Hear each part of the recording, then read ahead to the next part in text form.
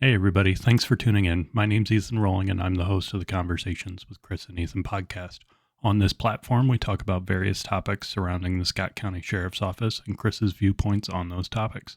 Through this platform, we hope that you will come to know Chris and his stances on these topics, and in doing so, we hope he can earn your vote. Chris is running in the Republican primary in June of 2024, and as a reminder, we're always looking to engage with the community and answer any questions you may have. So if you'd like us to address a specific topic on the podcast, feel free to reach out to any of our social media platforms.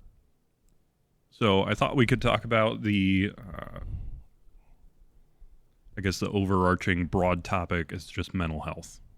And that's kind of a catch-all term nowadays in society. Oh, mental health is a real big deal. You know, people got a lot of problems. There's huge waves of anxiety and depression in society that kind of got kicked off with COVID, I think.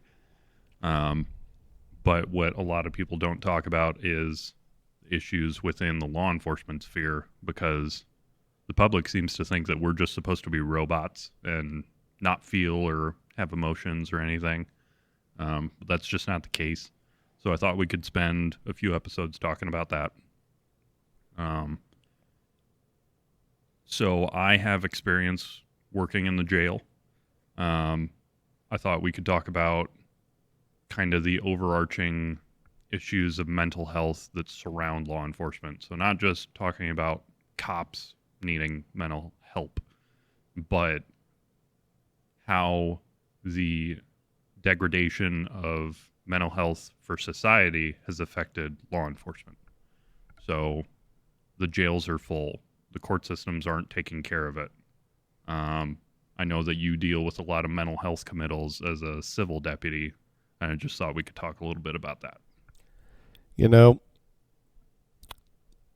mental health, the term mental health is a very broad subject area, and you've already touched on, it just doesn't affect cops. It affects, those that are incarcerated and everything else. But mental health being so broad, if you break it down or subcategorize it into numerous other titles that would fall under that, you have, what people say is mental illness. Mental illness is, of its own category that, you have schizophrenia, you have bipolar disorders, you have issues and conditions that people need very intensive care for, and medication in order to deal with mental illness. But then another category underneath mental health is behavioral health. Behavioral health comes from learned habits that people can either get away with or not get away with. And that is a completely different treatment program than what you would deal with mental illness. Then another category under mental health would be mental wellness, which, is are programs that are out there to help people with, how do you cope with things that you have endured. Not necessarily that you have a condition like schizophrenia or something like that, or a habit that you have formed that would be, derogatory as far as behavioral health, but, maybe you suffered a traumatic event and you need a wellness program to help you develop the coping skills and help you deal with the anxiety, the depression, the anger, the guilt of that comes with an event like that. And sometimes it's a single event that's going to affect people. Other times it's a multitude of events, Cumulative. which is cumulative trauma that, builds up over time because everybody's mental stability is different. And one traumatic event for some people might be just, oh, I saw a car accident, nobody was injured, but it's still that trauma that developed that anxiety at the moment that it was happening. It's like, am I really witnessing this? Whereas you have other people that's like, well, that's not really a traumatic event. But then you have a fatal car accident where they actually see somebody's life expire, and to them, that's more of a traumatic event that they would need assistance with. So I don't want to go down a rabbit hole on discussing mental health, but I mean, there are so many topics that we can touch on as we do this over the next few sessions. Right. So I guess let's touch on, why do you think the jail is so jam-packed all the time? Like we can house around 300 individuals, give or take, within the Scott County Jail, and I don't think I've seen that number drop below 300 for a while. But the Scott County Jail is the largest mental health facility in Scott County, and I would argue on the eastern side of the state, aside from maybe Johnson County, and the other county jails.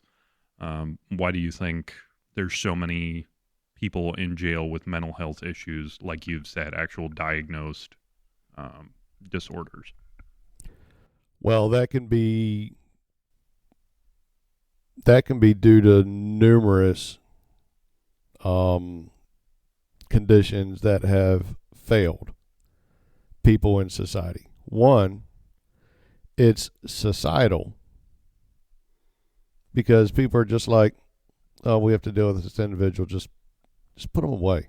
Just lock them away. Mm-hmm. So that way we can just forget about them for a while. We don't have to worry about them. We don't have to think about what they're doing. Right. It's a failure on the judicial system, because we keep incarcerating people that have a continued mental illness or behavioral condition that it's a vicious cycle where they just keep acting out in the same manner. They act out. We pick them up. They're mentally ill. We take them to jail because they committed a criminal act.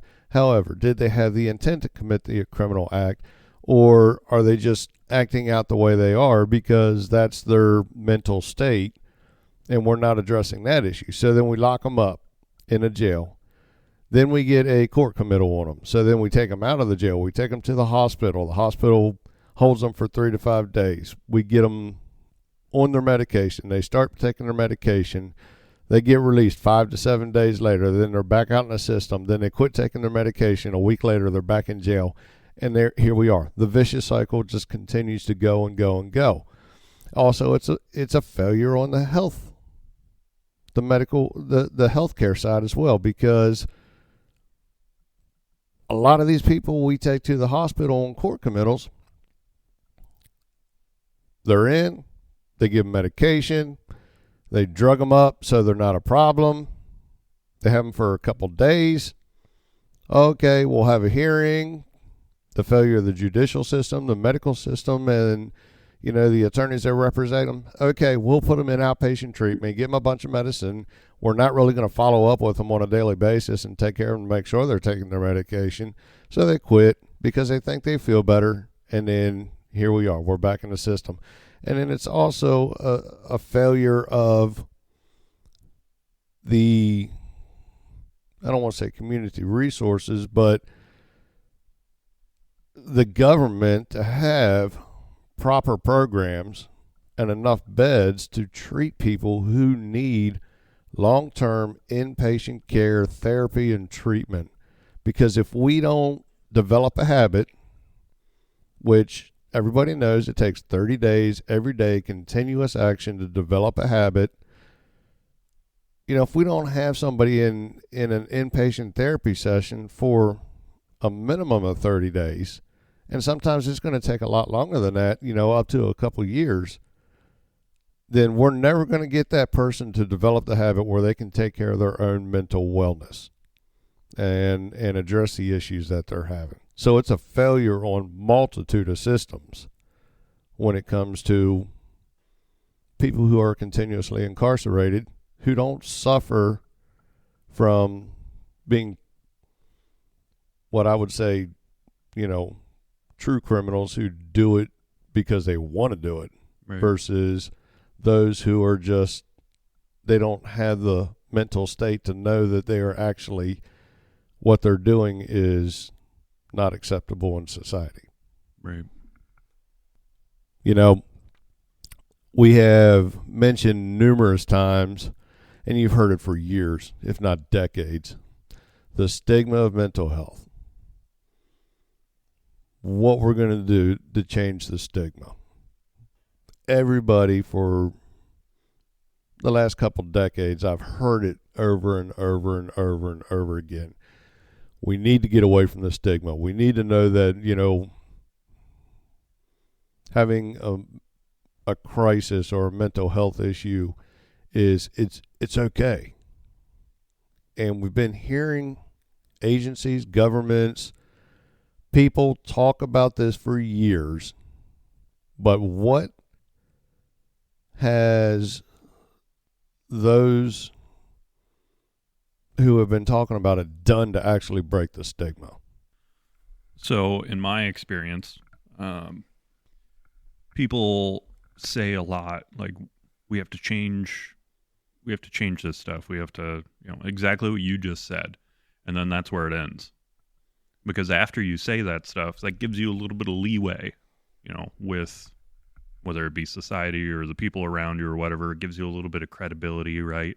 Like, oh, I'm gonna make some change. I'm gonna do this good thing, this altruistic motive to benefit people and their mental health. I'm gonna do stuff, and then they give you a little bit of credibility, and it just kind of falls off a cliff because nothing happens after that.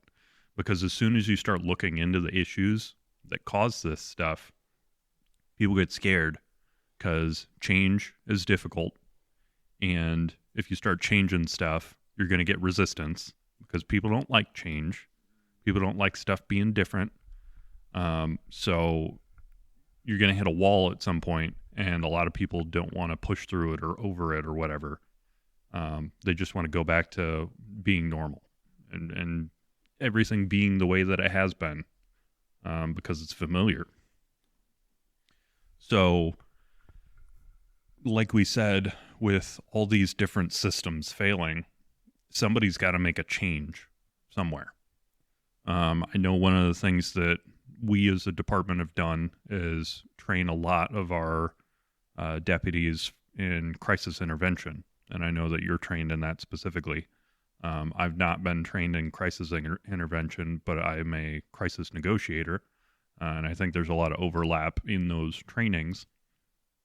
I think that one of the things law enforcement is starting to catch up with and do better in the mental health space is taking an understanding in what these different mental health conditions are, how to approach them, and rather than looking at every problem as a nail, we're looking at it as, what it is. So instead of walking into a situation where somebody's irate and throwing stuff around and assuming that, all right, well, this problem is a nail, so I need to use this hammer, we're looking at it for what the problem actually is. Hey, why is this person doing this? Did they just get fired or something? Or is there, an actual mental issue here? Because that's going to dictate how we respond, or it should dictate how we respond to a situation rather than just walking in, wrapping up the person, taking them to jail. And unfortunately, the public doesn't really see that side of us. They don't see all the things that we get correct. They only see the things that we get wrong. So the headline goes out that,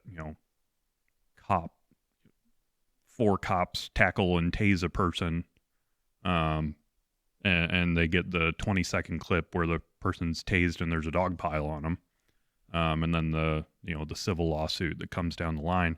They don't see the 45 minutes prior to that where we're talking to them and pleading and trying to understand what's going on with them. They just see that short clip. So why don't you talk a little bit about the kind of crisis intervention mindset in responding to mental health calls? Back in 2017, when I was still serving, as a police officer down in Missouri, I went through crisis intervention training.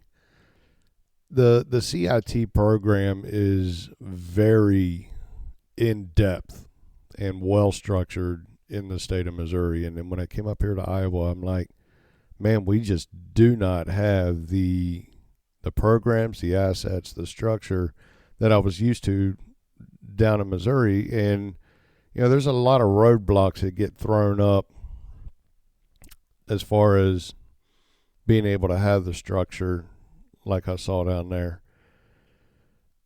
And you talked about, we get these calls for somebody who's in a state of crisis, and we send 3 or 4 cops. And the biggest mistake I see consistently on a basis is when you're dealing with somebody in crisis, we have got to be patient. You have got to take your time. Cops are way too impatient when it comes to dealing, and working with an individual that is in a crisis situation. If you do a comparison, you get a call for a hostage situation where you have a barricaded individual that has taken a hostage or hostages. How much time will law enforcement give to a situation like that in order to resolve it as peacefully as possible before we take decisive action? As much as it takes. A lot of times, most of the time, it will take several hours. Yeah. Sometimes it takes days, mm-hmm. depending on where you're at in the country. We've got to think about people that are in crisis is not like the hostage taker, but it's like the hostage. That person in crisis is a victim of their mental state. And we've got to understand that the environment they are in, how they perceive it, is totally different than the way we, on the outside looking in, perceives it. We have got to take the time to talk, negotiate, make sure we're having effective communication with that individual in order to get them to be cooperative and voluntarily work with us to get them the help they need. So many times we go into a situation where you have somebody in crisis. Oh, we've been here for 10 or 12 minutes. You know what? I'm done with this. Okay, let's go hands on. 3 or 4 cops, jump on them, throw them in handcuffs, and let's go. I've been on calls here in Scott County since I've been in the civil division, dealing with a lot of these court committals and people in crisis. I've spent on a few of these calls over an hour with me and somebody else on scene, just talking to the individual. And eventually we get their voluntary cooperation where they're like, okay, I trust you. I trust that you have the best interest, for me. So I'm going to take a step in faith and I'm going to go with you up to the hospital. And on calls like that, I've heard it every time. I get them in the car, they're out of earshot, I get the car door shut, and then you hear other officers that were on the scene, well, I wouldn't have waited that long. I would have just gone hands-on with him and stuffed him in there. We ain't got time for this. Right. This is the serve part of our job, to protect and to serve. We are protecting and serving an individual who is in a mental crisis state. This is not a criminal act. You know, the logo to protect and serve, if you break it down, so many times I hear, well, that's not a law enforcement action. We're not just protecting society from criminal acts. We are protecting the individuals within society and serving them through any process that they need assistance with. Now, we're not a taxi service. So it's like, okay, we're not going to pick everybody up and take them somewhere and drop them off, but we are a mediator or an individual who intervenes when somebody's in a crisis state because of mental degradation. And we have got to put it in our minds that we are going to be patient, we are going to talk, and we are here to assist any way we can to get this person to cooperatively and voluntarily go try to get the help that they need. Right. I think that there's a lot of parallels that you've drawn between this and what I wanted to talk about in the future, with issues within law enforcement with our mental health. Because what I heard you saying is that a lot of law enforcement will go with a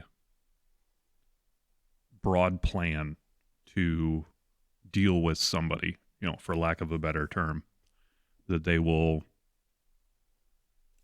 show up for somebody in a crisis. And just like you said, I wouldn't spend that long dealing with them. We would have just balled them up and thrown them in cuffs, and we would have been done a long time ago.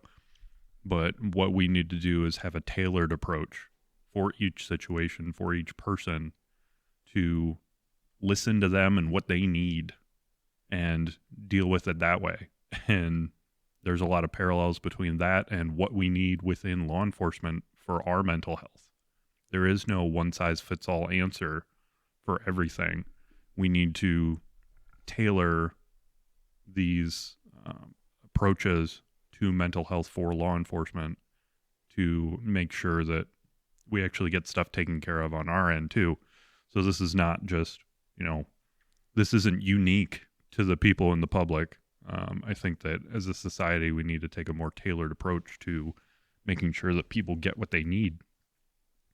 I think that it's interesting that you brought up how the easiest way to gain compliance with these people that we're legitimately just trying to help is to just listen. Because a lot of these people, they've got these mental health issues, and it doesn't have to be a diagnosed disorder. You can get a mental health committal for an issue that's arisen as a result of circumstances that have happened in your life. Maybe you got into a car crash and then you couldn't work anymore, so then you got behind on your bills, and then that added stress. So now you're in a crisis, and somebody else in your life has recognized that you need help, and you are not getting it on your own, so they get a mental health committal on you. It doesn't mean it's a permanent issue that you're going to suffer with for the rest of your life. It means you need a hand getting out of the hole you're in right now. And that person does not need the 4 people show up with gloves on to, wrestle you into submission. It needs somebody like what you're talking about that, look, dude, I'm just here to help you. Like, I get that this is a scary situation. You don't know what's happening.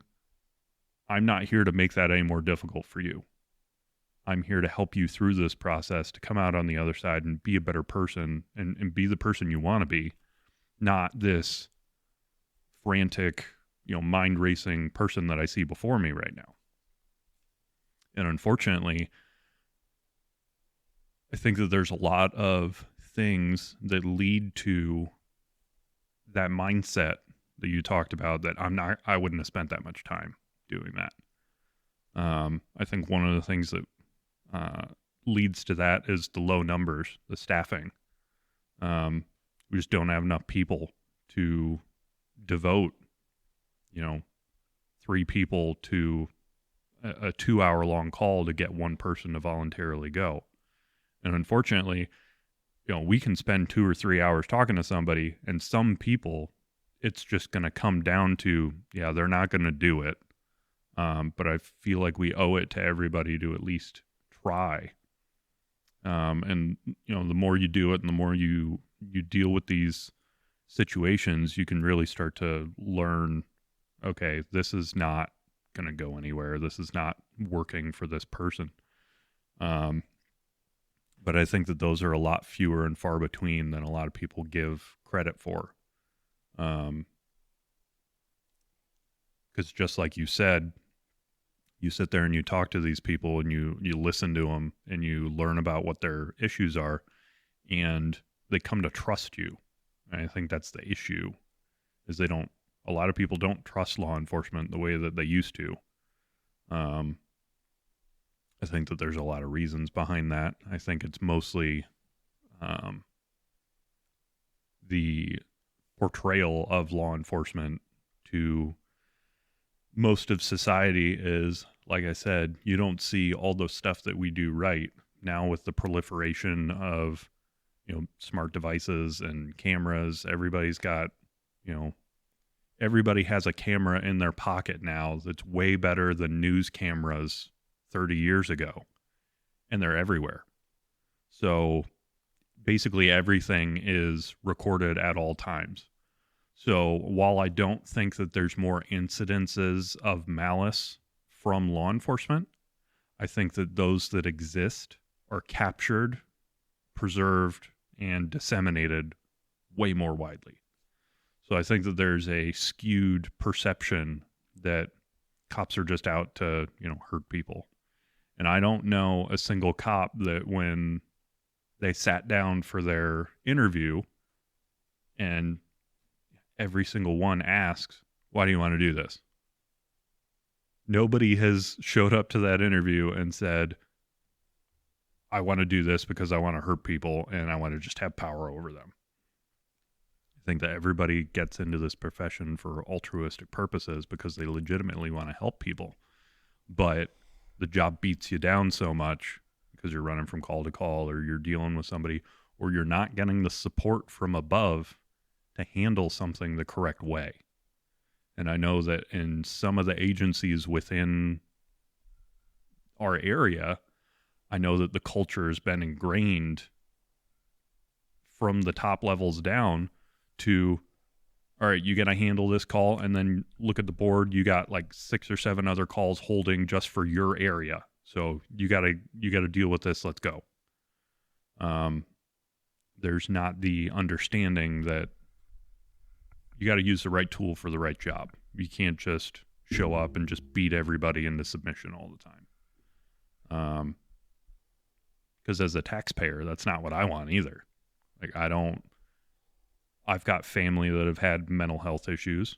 I don't want to think that my brothers and sisters are going to go just beat on them because they're having a bad day.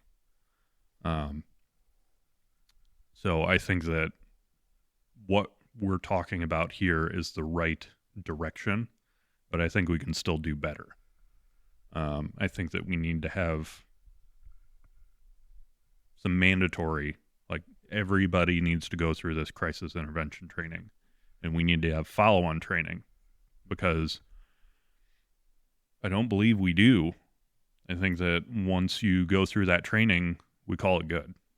And I think it would be beneficial to have some sort of, in-service training where we have role-playing and dealing with people that are going through these crises.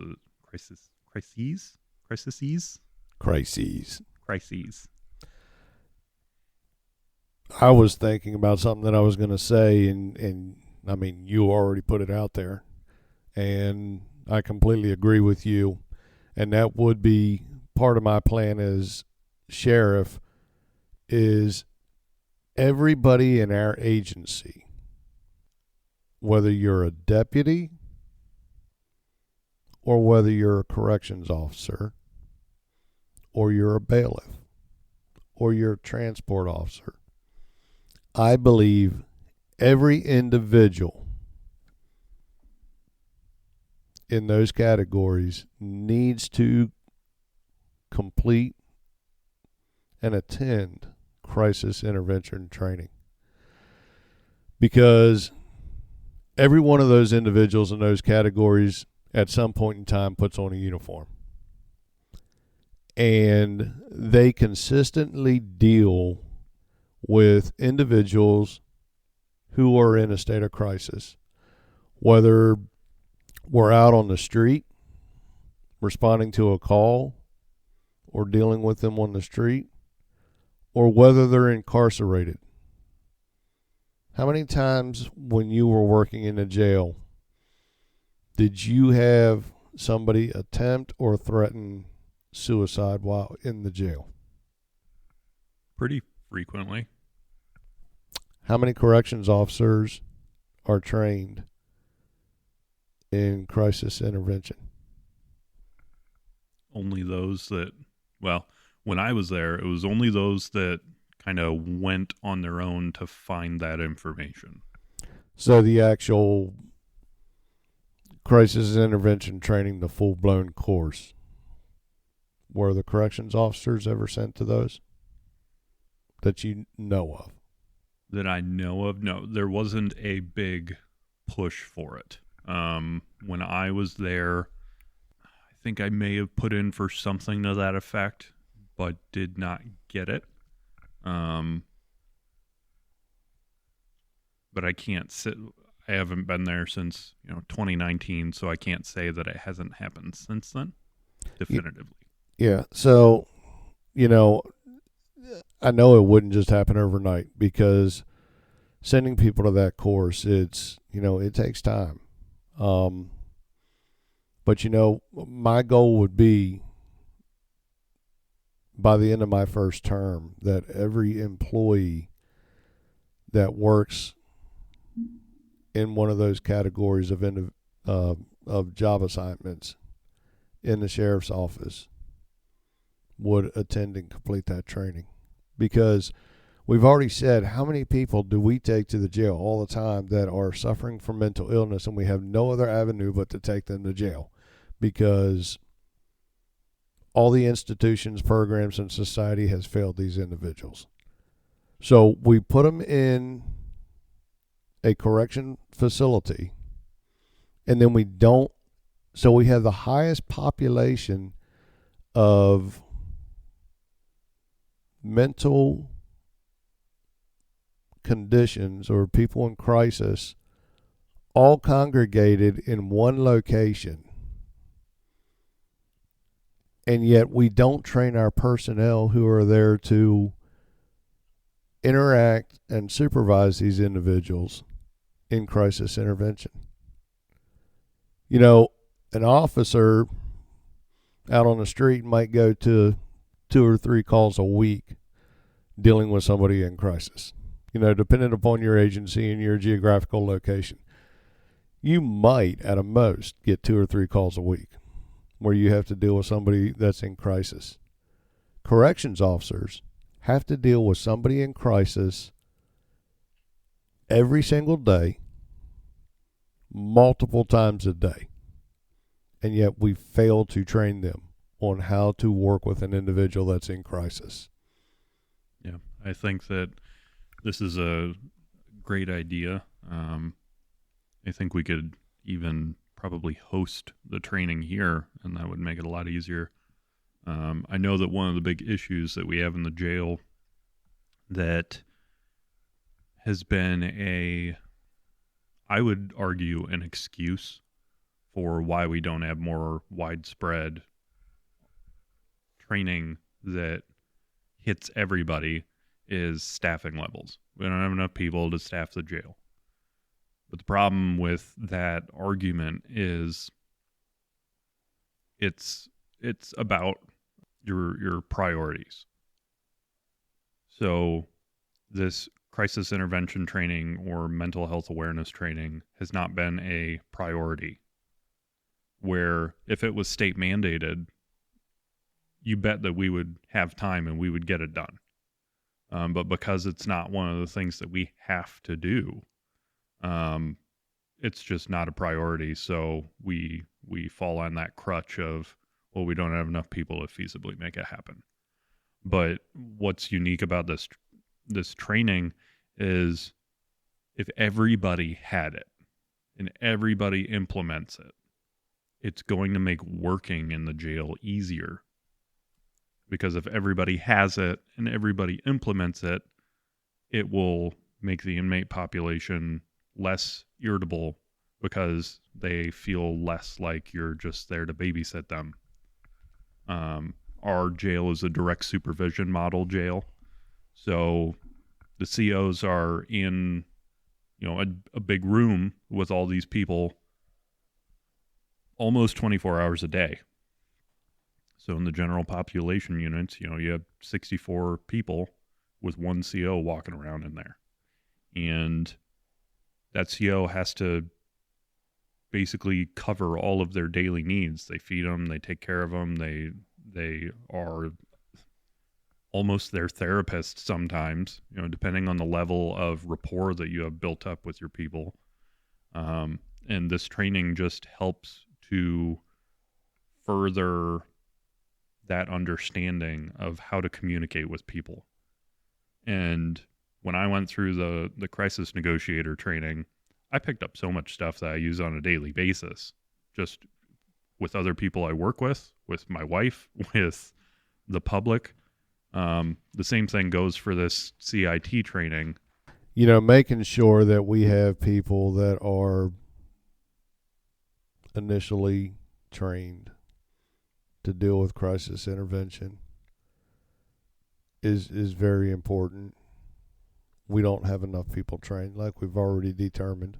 Everybody needs to go through that training. But you also brought up another point that we also need to have, follow-up training. There should be an annual or a biennial, requirement that, hey, we're going to have, at in-service training, we're going to have 8 hours of crisis intervention training on an annual basis, or on a biannual basis. It's dependent upon how you can work it into your training schedule. But sitting down, showing different categories that are of individuals that are in crisis state, those from mental illness with schizophrenia or bipolar disorder to people that are having behavioral health issues. Generally it's your adolescents, juveniles, younger adults, that are having behavioral health issues because they've a learned habit, or whether it's somebody who's just in a moment of crisis due to either, acute trauma, chronic trauma, or cumulative trauma that has built up over time. Refocusing on all those different types of mental health needs, and then, like you said, doing role playing, set up scenarios. How are you gonna work with this individual? Have your people be the responding officer that's going to talk, build that rapport with the role player that's in a crisis state. Have everybody act as role players. So, you have the experience of seeing how your fellow officers are going to talk to you. And then with that, everybody has to be open to and be willing to give constructive criticism and have a discussion about, what are some things that we did good during these scenarios? What are some things that we did bad? I don't know how many videos I have on my body camera, and I'm just one individual that deals with core committals, on a regular basis. But we have real world videos that we can throw up on a screen during in-service training when we're training on crisis intervention, so that people can see how it is out on the street all the time, and how we can have an open discussion on that video about, okay, what are some things we did right? What are some things we did wrong? How can we improve? How can we make it better? you know, and only through a continuous conversation on this subject can we make ourselves better for society to deal with somebody in crisis. But we fail to do that. Yeah, I think that you hit on a couple things that I did want to touch on. Um, the mental health training that we're talking about is not mandated. It's not a requirement. So it has to become a priority for us to do it. And I think that kind of distinguishes the better departments from those that are just maintaining the status quo and doing the minimum. Because the problem is that something doesn't become mandatory until the state or feds decide that it is bad enough that we need to make it mandatory. I think that we need to basically make it mandatory for ourselves before it hits that point, because that is how you evolve and grow better as an agency, when you're going above and beyond and doing things that are not mandatory. I think that this is in the grand scheme of things, this is a very easy thing that we can implement, compared to, a lot of other stuff that we could be doing. I don't think that this would take that much to implement, but the cost benefit ratio is so high. It's such a low cost, but it can benefit us and the community so much. Is there anything else that you wanted to talk about? Yeah, I just thought of this, as you're talking about, mandatory required training. Every 3 years we have to go through mandatory reporting training. Mm-hmm. When we see or suspect, child or elder abuse, how do we report that to DHS?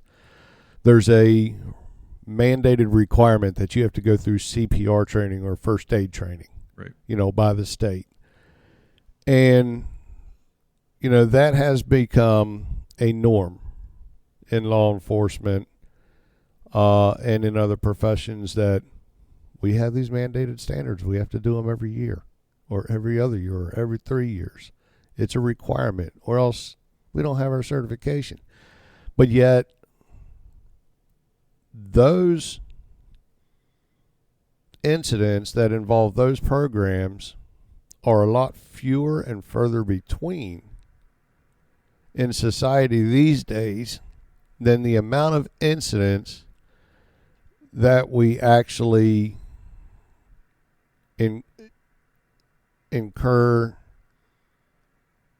with people that are in a crisis state due to mental health. And I mean, it would be as simple as going to start this in the law enforcement profession in Iowa, working with our ILEA council and saying, look, this needs to be mandated training every year or every other year. And it's as easy as working with the members on the council and our local representatives and our state senators to say, we need to make this a requirement so that people don't have the option.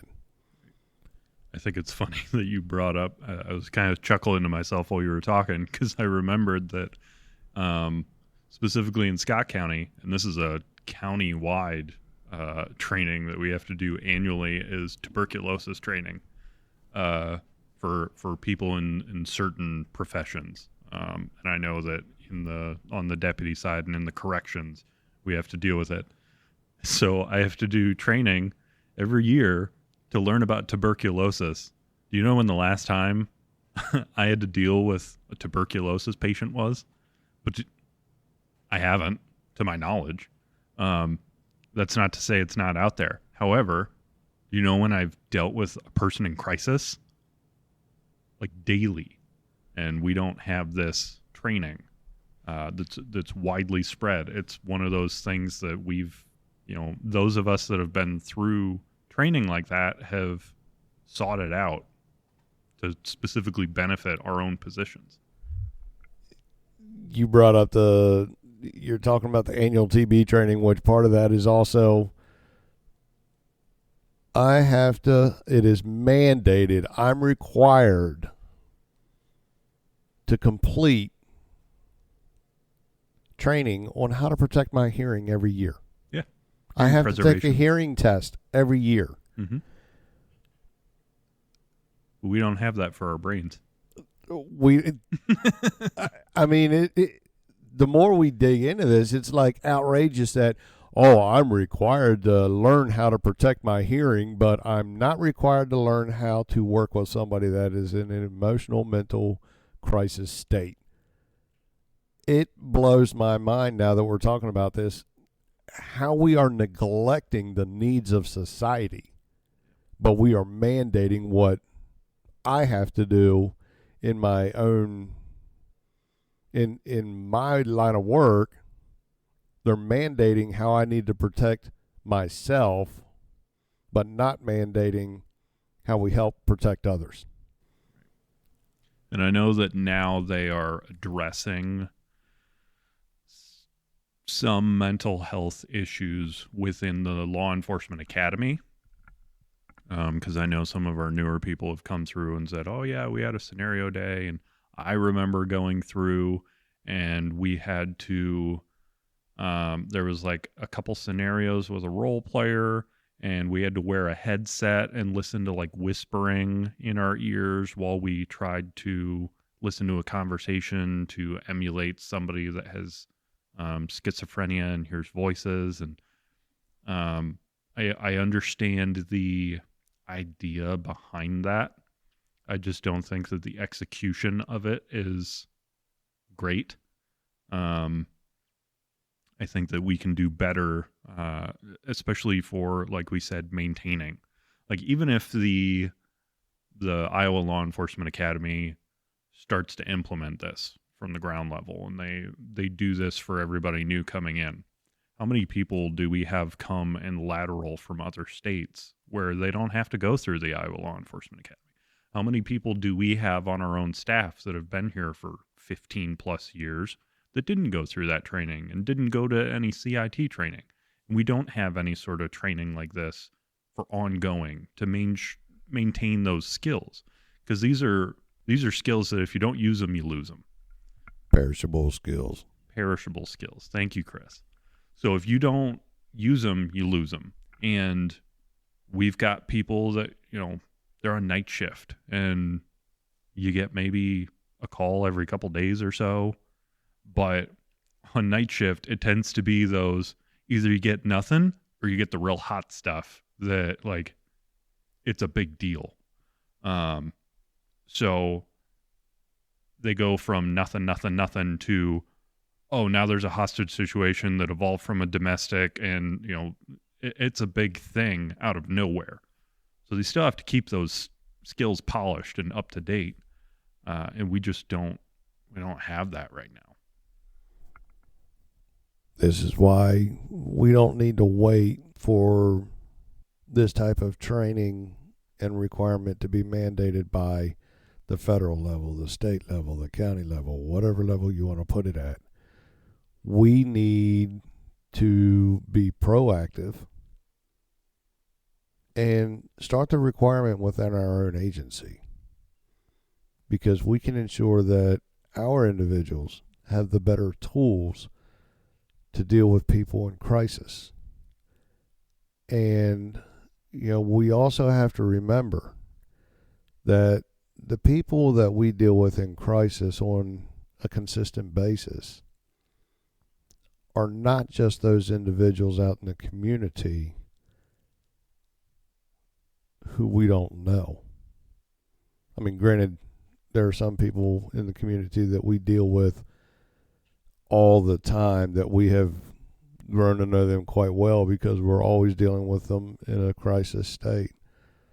But we also have to remember that we are also going to deal with individuals who we do know, whether it's in our agency, in our employer, i.e. the county, or whether it be in our own families. Right. We if we look at it in that perspective, when it comes to crisis intervention, if you consider that we deal with people we don't know on the street, deal with people that work within the subsidiary government body of the county, work with people within our own agency and our families, the amount of time we interact with individuals who might not be in a crisis state but just might need some emotional or mental support is mind-blowing. Yep. Because we will never walk away from a moment in our life where we're not going to be interacting with somebody who needs mental or emotional support. It is in every aspect of our daily lives.